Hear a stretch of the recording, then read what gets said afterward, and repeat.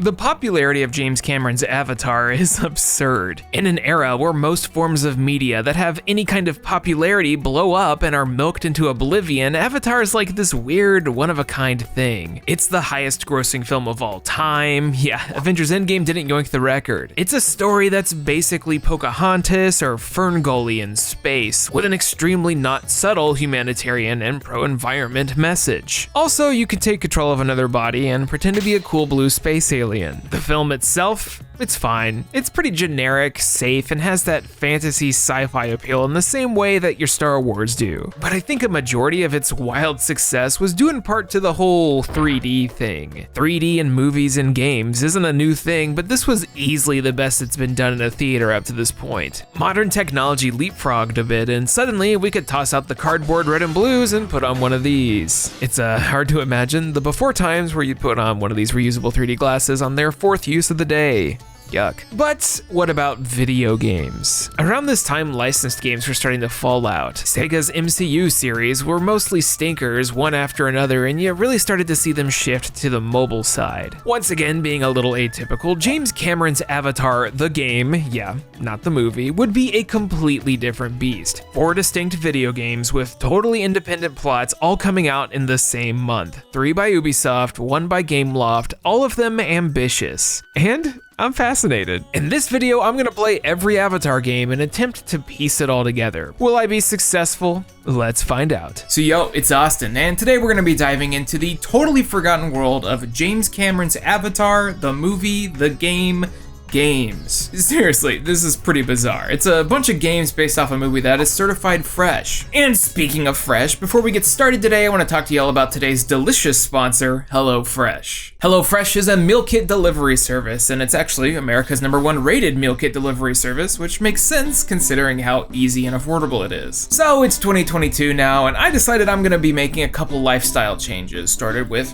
learning how to cook better. So now I'm using HelloFresh in order to help me achieve my goals. I was never really one for cooking. I used to think that putting a cheese single on top of a couple tortilla chips was nachos. It's depression nachos. But now I'm out here following recipes that are really easy to follow, making food way more delicious than I thought I could make. I'm saving time by having my meals curated, and I'm picking up fancy new cooking skills at the same time. I'm always busy doing something here on YouTube or like reading a book, so HelloFresh's 20-minute meals are a nice fix when I'm in a bind for time, which is more often than you'd think. I'm sure you all feel the same. The recipes are delicious too. HelloFresh allows you to pick from several plans like family friendly, fit and wholesome, pescatarian, and veggie, so you're able to find something that'll fit your dietary needs. Most recently, I made their pork sausage spaghetti bolognese, and for a guy that's been eating out way too much, this is way more sustainable. HelloFresh sends a box to your place once a week with high quality ingredients and boxes that are made with recycling packaging. I don't know about you, but that looks pretty good.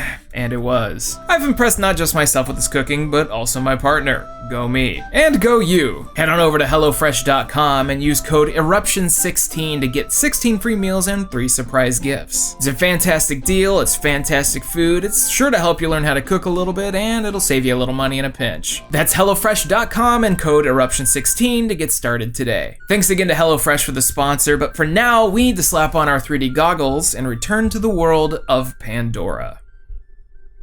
Kind of. So, Avatar. Highest grossing film, huge director name, lots of smaller and beloved actors, revolutionary CGI, people crying in the theaters, and the Avatar blues, also known as depression. With all this hype, wide success, and a ridiculous amount of Academy Award nods for a sci-fi flick, you'd think they'd capitalize on it and make a sequel immediately. But here we are in 2022, 13 years later, and it looks like we might finally be getting Avatar 2 in December. Then Avatar 3 in 2024, Avatar 4 in 2026, Avatar 2028, yeah, we'll see. Fan communities back then said that they could pass time waiting for the sequels by downloading the movie's soundtrack, reading the official novelization, or playing the video games. They could also wait 7 years and go to Avatar Flight of Passage up in the Animal Kingdom, a theme park ride that's apparently part of the canon. Practically made real Navis in tubes, and 4D effects for everyone. Will I go to Disney World for this video?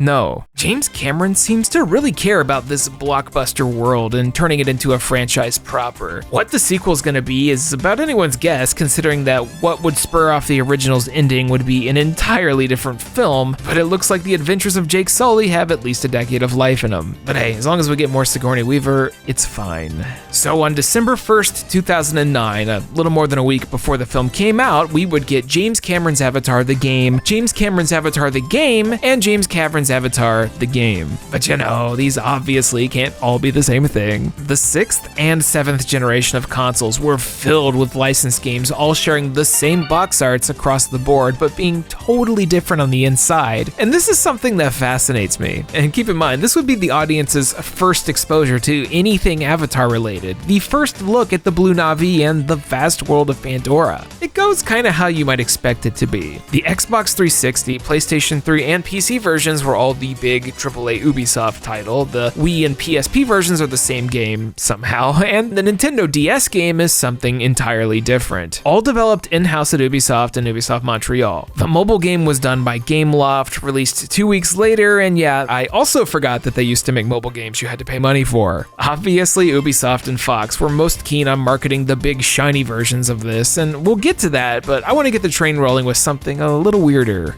So first up, the PSP and Wii versions, complete with a sticker that I could not remove, despite how hard I tried. When you think of Avatar, you probably think of like banshees, flying, exploration, and a bunch of dudes fighting and shooting at each other, but you probably don't think of Metal Gear Solid. At its core, Avatar on the Wii is a stealth action game, and that's definitely not what I expected. I was thinking it'd be more similar to something like your Jak and Daxters or any various 3D action platformer from the time, but this game really wants you to sneak around and take dudes out one by one with motion controls. You play as a nameless Na'vi warrior. There's no being a dude inside another dude in this one. It's a prequel to the films where you're witnessing the humans, the RDA, come down to the planet. The story's told mostly through walls of text and the loading screens and the occasional very brief cutscene and a lot of super subtle dialogue.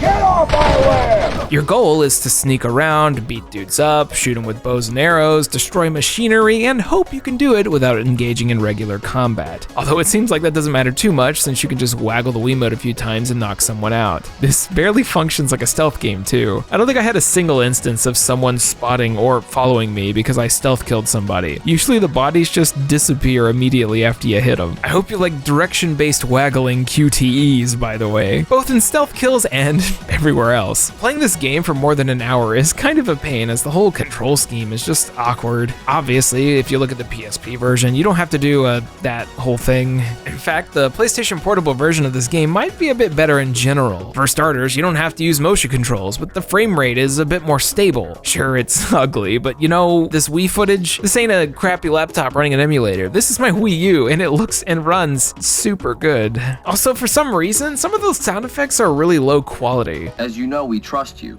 Yes. So Wii version cons, frame rate, crappy resolution, motion controls. Wii version pros, balance board support. Finally, this isn't open world or anything, it's all level based, so it's a little less ambitious, but you also have levels where you fly around on a Banshee. These segments are rail shooters, where you do the whole Star Fox thing that I'm sure every Nintendo fan is familiar with. In the PSP one, you just kind of aim and shoot together, but the Wii one, okay, get this. It has you using the Wiimote to aim your cursor on the screen, and you move the entire nunchuck to fly. No, not like the stick conveniently on the chuck, but like pivoting the entire thing. You can't change that, so deal with it, I guess. Or you could balance board it. Yay. Try avoiding helicopter bullets like that. It's super responsive. Then add QuickTime events into the boss fights where slightly moving the Wiimote in the wrong direction will break the entire sequence of events, and we got ourselves a winner. The whole James Cameron's Avatar Wii experience is a bit on the easy side, and that's evident by the fact that even though it's a stealth action game, I can aggro a group of like 4 dudes and just mash my way through it. There's an upgrade system with like little glowy bits that you can find floating around, but all it does is give you a vague idea of its effects. The best thing you can do here is sit on a perch and try to get insta-kills off of ledges or one-hit dudes with your bow and arrow, but even that's a little unclear. I will say though that visually they did try to go all out with the Wii version. Sure, the resolution and frames leave a lot to be desired, but hey, at least the grass moves a little bit. That's like 10 steps ahead of most licensed games. You can see that they did care about the source material here, and they did want to try to make something ambitious that would fit into the whole multimedia project that James Cameron's Avatar was going to be, but they were absolutely held back by platform limitations. I see what they wanted to do, but its extremely run short time, awful performance, and lackluster gotta kill Dahumi's plot just ain't great. But the whole plot basically amounts to just hunting down a dude named Sean. Frickin' Sean. Let's just say, if this actually was your first look into the highly anticipated world of Avatar, you might have lowered your expectations. A lot. Unless it was on PSP. It's pretty neat for PSP. Speaking of portables, let's move on to the Nintendo DS version. Now, if you're trying to look up James Cameron Avatar for the Nintendo DS, you're really not going to find that much. There's only a Wikia page, and there's not even a long play or anything online. Well, what if I told you it's a Zelda clone? This little thing barely has any reviews out there, with the only major publication covering it being Nintendo Power, and when they give you a 5 out of 10, you know something's up.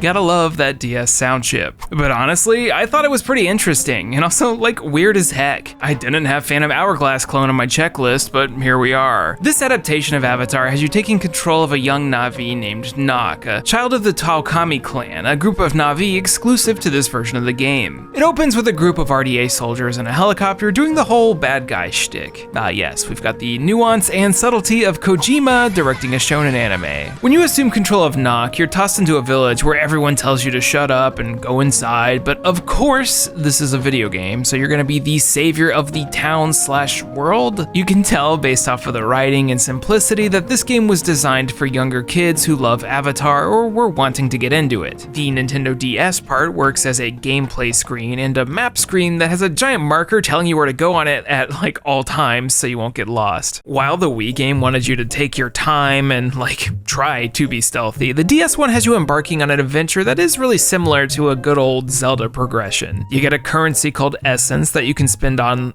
lore unlocks to get stronger, but instead of it being a Final Fantasy XIII data log or Mass Effect codec entry, it's like 2 lines of writing and a picture, sometimes a power-up. There's like new skills, new pips of health literally called dots, and passive stat upgrades. You'll also stumble upon new gadgets to solve puzzles with, and they work very similarly to their counterparts in any Zelda game. And none of these puzzles are very difficult or anywhere near what Zelda would do, and it takes about as much brain power as like breathing, but it's not bad either. Although it's pretty funny when the simplistic writing has you talking with another character who's like, if you want to get rid of the sky people, you gotta get rid of their oxygen tanks. Woohoo! Let's suffocate them, yay! The humans put this energy draining device on one of the Na'vi's elder trees, and it just looks like a mix of Claptrap and Mettaton to me. Also, this kind of looked like Secret of Mana for a sec. Just me? The biggest issue here is that the controls with combat are pretty weak. The entire game is controlled via stylus, so in true DS fashion, you'll be scratching your screen up. Everything you do is controlled with a single hand. It even asks you what your priority is right when you boot it up. I didn't expect Avatar for the DS to join the one-handed game rankings with the likes of Pokemon Let's Go and Dead or Alive Extreme Beach Volleyball, but here we are. Combat is like, you tap the enemy or swipe around your character in their direction. It feels extremely janky, with a simple tap being the most reliable to pull off. It's generally easy enough to get around the jank, but there's clearly potential here for better and more complicated gameplay that was dumbed down considering like 11 buttons on the DS aren't utilized at all. But if there's one thing I can really appreciate here between this and the Wii game, it's the clear world that they were trying to build. Nock and all of the characters are definitely a part of the Avatar world that was being colonized by the humans, and the way things play out, you actually get bits and pieces of world building that you don't get anywhere else. The world of Pandora and Avatar does get expanded in these games, and this DS game is a lot lengthier than you'd think. It's actually like 8 hours long. It's just unfortunately a little featureless, too simplistic, and definitely aimed at like young kids. And I'm 32. I I don't have anything else. James Cameron's Avatar, the movie, the game for the Nintendo DS, is the Yoda's quest of Zelda clones. Google it. We went small. Let's get a little bit smaller. Now, there's actually 2 mobile games made with the Avatar license, and both of them are completely unattainable now, but with a little bit of general trickery, I was able to make it work. So let's go ahead and talk about God, I'm really sick of saying his full thing. Did I say 4 games? Well, it turned out I meant 5. JC's Avatar for the iOS and Android, as well as Avatar, the mobile game. Anyone else remember those old Java phone games? The ones you'd play on your Nokia or Motorola Razr, little flippy dippies that you'd have to somehow play a platformer with using the smallest buttons ever. I have distinct memories of playing this Castlevania thing at 3 a.m. on a school bus during a band trip, with its awful fart-ass music and lack of sound effects. Classic. Well, in 2009, on the same day as the others, we'd see Avatar, the mobile game. This one's a 2D platformer with a clear inspiration from Prince of Persia and Ninja Gaiden. Well, at least in concept. It's pretty simple. The one really interesting thing here, though, is that you actually play as Jake Sully. Does it follow the plot of the movie? Not really. I mean, you've got Banshees, Neytiri, your normal Pandora stuff, and of course, Unobtainium. But considering this came out a solid week before the film, it makes sense that they wouldn't want to spoil anything from the movie. Overall, it's fine. I mean, I don't think anyone has any expectations for most Java games, considering you basically played it on a brick. That is, unless you're Crystal Defenders. That one ruled, and I just found out it has a sequel that I can't play because it's been removed and it was only on iPhone. Somebody help. So let's say you had yourself a nicer phone or an iPad, maybe an Android or iOS thing. Well then, my friend, you wouldn't be playing Avatar the mobile game, you'd be playing James Cameron's Avatar. We gotta talk about old phones. I feel like things have changed a lot. In the late 2000s, there wasn't really a free-to-play model on mobile. A lot of things would come out at $3 to $10 depending on how expansive it was. And some of those games had a lot going on. There was budget, especially with a company like Gameloft, who back in those days tried to make those mobile ports have some kind of quality. I know some people that swear by some of those Marvel licensed games, but I'll never know. Then, of course, Angry Birds came around, had a big launch at 99 cents, and then eventually everything was free.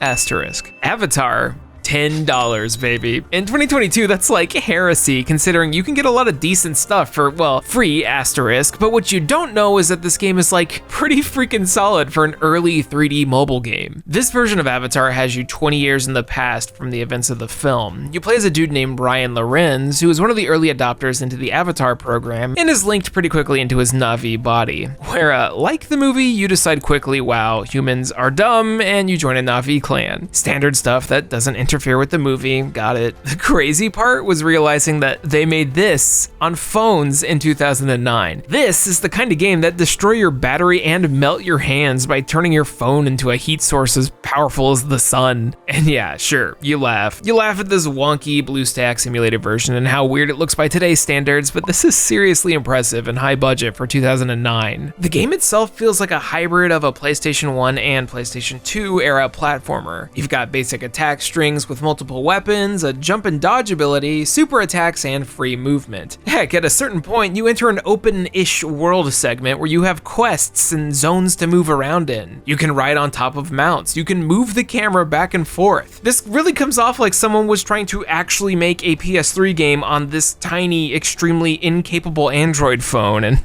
I mean, they tried. I'm not saying it's good. Oh god, it's not by a long shot. Yo, there was this one scene where I beat these RDA soldiers in my dreamscape, and then a helicopter came crashing down. That was awesome. But if I was a 12-year-old kid playing this when it came out, I'd probably grow up and be like, wow, that Avatar game sure was neat. Weirdly enough, it also has the highest Metacritic review score of every Avatar game, even the big budget one we're about to get to. So yeah, take that as you will.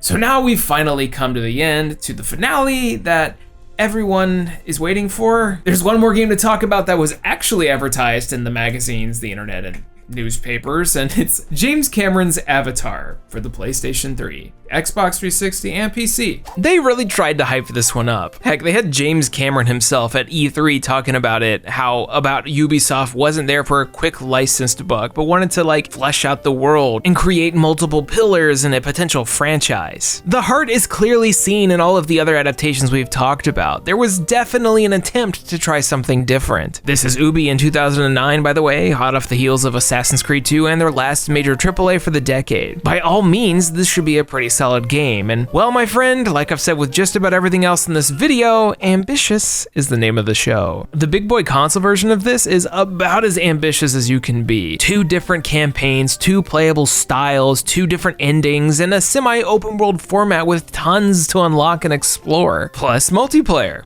Although it's a little late for me on that one. I was initially going to cover the PlayStation 3 version, but the frame rate on both this and the 360 ones are pretty abysmal. The 360 one is a bit better though, once again proving that the cell processor was a great idea. So I ended up finding a way to play the PC version of this game, which has its own issues, but we made it work. And yeah, even a 3080 has trouble with this. We start by selecting a playable character from one of the like 14 pre-made selections. This influences how you look both as a human and Na'vi as well. Then if you're playing on console, you get a minute-long loading time. Sweet. So you're a character named whatever you want, Ryder, a low-ranking RDA soldier from Earth brought in to test the Avatar program, who's to try and integrate with their society. This one takes place a mere 2 years to the events of the film, so you can actually see how things have ramped up a little more violently in the human-Na'vi relations as opposed to the iOS one. And the way this story plays out is actually very similar to the movie. This time around, since this is the big budget one, we've got a few actors reprising their roles. That means yes, Sigourney Weaver and Michelle Tekken Fighter Games Rodriguez are all here. Tekken Fighter Games or Street. And also my beautiful face. Hello. Seriously, what was with the 7th gen of consoles and buff dudes with buzz cuts? There's so much to talk about here, so let's split this into 2 different parts because there's 2 different campaigns. Because yes, for some reason you can play as RDA. So let's start with the humans. Why you would want to? I have no idea, but Avatar lets you reject Na'vi and return to human. So both campaigns start out the same way. You're taken to Hell's Gate on Pandora and you meet a Commander Carl Falco that tells you there's a mole giving top secret human information to the Na'vi, and it's up to you to stop it. Or not? After a few hours of tutorial gaming, shooting alien wolves, and learning that the Avatar bodies are way more fun to control, you're taken to the hard choice that you have to make. Subtlety? No. Huh. I wonder what this will do. After 20 minutes of RP walking, cool flips, and doing stuff that led directly to the death of countless Na'vi, I decided that, yeah, that's pretty cool, and I'm gonna keep it up. From here, it becomes a search for unobtainium and an endless fight against the blue people. I'm not sure why they would put this into the game, but they do take the story into an interesting place, one, once again, very similar to the movie where you get another chance to defect. It all comes together with everyone having a realization that, like, hey, maybe this dude who loves murdering Na'vi should not be here, and you have to fight him to the death. It's a violent tale with next to no positive outcome, as you would probably expect if you go human. I can't wait to pillage the village, yahoo! So let's rewind and do the other route. If you decide to side with the Na'vi, it goes pretty much exactly where you would expect it to go. Suddenly, I'm in a village talking friendly with everyone in a totally different outfit, despite the fact that it's been literal seconds and they can still shoot my real ass body in the machine. What is time? You escape with your mole friend and join up with a Na'vi, attempting to use the unobtainium you find in order to make the trees stronger and fight humans? I mean, let's be real, both of these aren't the most interesting stories in the world, but they serve their purpose. But the burning question is, do I get to do the tail thing? Unfortunately, no. Maybe someday someone will see James Cameron's true vision and give us 4K QuickTime Event tail bonding. You know the concept, so let's talk about the gameplay. Now, so far we've had a Zelda clone, a 2D platformer, a stealth action game, and a 3D platformer. So yeah, gee, I wonder what kind of genre a AAA game released in 2009 is gonna be.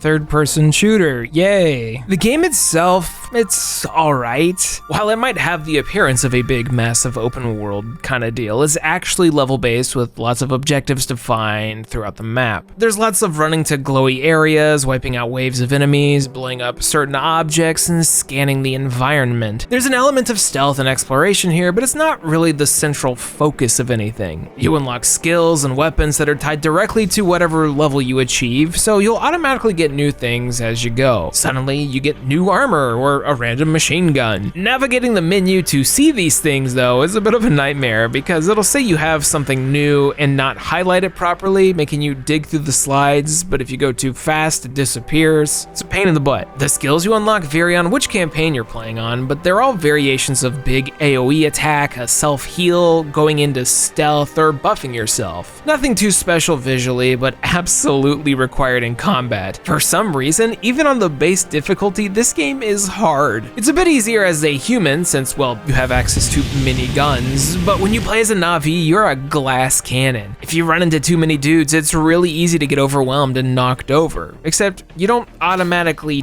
die. You collect DNA strands in the environment to increase a little meter on the side, which count as continues. It's a really strange system, and it feels like it was put in place specifically because the difficulty's not balanced. Although there's nothing more difficult to deal with than the motion blur. Holy crap. There's a quick turn feature if you want to like force yourself to get motion sickness. I think that the biggest problem here is that you've got yourself a system that's a little bare bones on progression, with a combat system plagued with bad frame rate and spongy enemies. And then whenever you play as the Na'vi, all of the melee weapons feel kind of weak or kind of the same, even the one that looks like Witcher 1 Geralt. And that's not even talking about glitches, like falling off vines. This happens so much. What is happening? God, the more I see of Pandora in these games and movie clips, the more it looks like a Xenoblade world, which is something I'd rather play, to be honest. The only other things here are like a Risk-style table conquest mode, where you make troops take over the entire planet, and of course, the usage of vehicles. These actually control pretty well, and don't let anyone tell you flying a helicopter thing ain't fun, because it is. Even if it's like maximum jank. In the end, it's a generic third-person shooter, a generic third-person action game with lots of technical issues, and a non-consequential story because it's a prequel to something else. I think overall, James Cameron's Avatar: The Game is a letdown, but a really ambitious letdown. I can see that they wanted to keep this train rolling and continue to expand the fascinating world that captivated millions of people. They did justice to it visually too, because there's a lot of areas that look fantastic, especially in 2009. The nighttime atmosphere of Pandora looks great, even though I can't do the tail docking thing. Despite years of people memeing on Cameron and Avatar fans for the eternal coming soon release date for the new movies, things are finally coming out. I assume that Frontiers of Pandora will be better than The Game, but the fact that these 5 projects all came out around the same time is really impressive and interesting. You can tell they wanted it to be a big deal, and despite that massive initial success, it's taken them over a decade to get a few new things on the horizon. There's actually several coming up, being, not just the movies, but Ubisoft's Avatar: Frontiers of Pandora, which was announced last year, and don't forget the slew of new mobile titles like Pandora Rising and Avatar Reckoning, which looks pretty deep for something you're gonna play on the toilet. Was it necessary to make this many different worlds, to try so many genres? Did anyone ask for this? Well, James probably, but I just think it's neat that there's this forgotten little world of Avatar games. So there you have it, James Cameron's Avatar: The Games. And I'm sick of saying the word Avatar, and I counted at least 54 in my script, so I'm gonna shut up now. So I'm gonna be doing a bunch of research to see if there's any other licensed things like this, where like they all share the same box art, but they're all very different games, because honestly, it's really fascinating to me. So if you get to give any more and you wanna see more types of videos like this, please leave a message down in the comments, because I'm going to deep dive. So yeah, I think I'm gonna go to sleep. I'll catch you guys next week when we talk about more bad games from a different comic publisher. Thank you all so much for watching. Special Patreon shout out to Blackfoot Ferret, Chris Shelton, Christopher Olivia, Doug Prince, DX Buster, David Molnar, Elijah, GN Pinks, Hey Quiggles, Jay Roos, Jacoby Fitzpatrick, Kevin Zanowski, Kieran Arter, Nick Irving, P Funk, Randall Bentley, and Ryan Talbert. Thank you guys so much for your generous support. All right, this is the first video that I actually worked on and wrote in this year. I'm really excited to have this year's worth of content coming to you guys. There's a lot I'm working on. There's a lot I really want you to see. And like I said before, please let me know if there's any suggestions or ideas that you might have for these licensed games because there's so many I can't even keep count. I will see you guys next week. Goodbye.